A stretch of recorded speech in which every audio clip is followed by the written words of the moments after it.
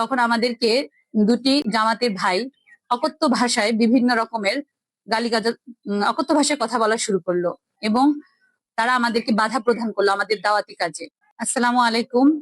আমি আপনাদের ভোলা ৪ কর্পোরেশন মনপুরার হাতপাখা প্রতীকের এমপি পদপ্রার্থী প্রফেসর কামাল উদ্দিনের বড় মেয়ে মারিয়া কামাল।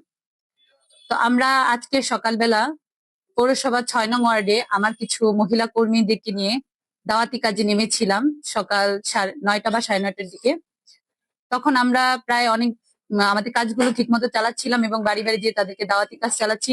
ইতিমধ্যে যখন আমরা পথে নামলাম, আমরা রাস্তায় নামলাম, তখন আমাদেরকে দুটি জামাতের ভাই অকথ্য ভাষায় বিভিন্ন রকমের গালিগালাজ অকথ্য ভাষায় কথা বলা শুরু করলো এবং তারা আমাদেরকে বাধা প্রদান করলো আমাদের দাওয়াতি কাজে। তারপর যখন আমার এই দাওয়াতি কাজে বাধা প্রদান করলো, আমার সাথে ছিল আমার ছোট ভাই এবং আমার একজন ইসলামী আন্দোলনের কর্মী ভাই। তখন তারা সেটাকে বাধা দিল এবং তাদেরকে কিছু বাধা প্রদান করলো যে আপনারা কেন এভাবে অকথ্য ভাষায় আমাদেরকে গালিগালাজ করছেন এবং মহিলাদেরকে হেনস্থা করছেন। হেনস্থার শিকার তখন আমি হচ্ছিলাম। তখন যখন একটু কথা কাটাকাটি হলো, তার মধ্যেই তিনি যে লোকটি ছিল তার সাথে একটি মুরব্বীও ছিল, যে আমাদেরকে অকথ্য ভাষায় গালিগালাজ করলো, তার নাম ছিল সোহেল।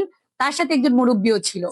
তারপর তিনি যখন আমার ভাই এবং আমার যে কর্মী ছিল সে যখন বাধা প্রদান করলো, আমি তাদেরকে সেখান থেকে নিয়ে এসেছিলাম তাদের কাছ থেকে, যাতে আর কথা না বাড়ায়। কিন্তু সেই লোক, সোহেল নামে সেই লোক থামলো না। তিনি তার কিছু নেতাকর্মীদেরকে, তাদের কিছু কর্মীদেরকে ফোনের মাধ্যমে ডেকে এনেছিল সেখানে।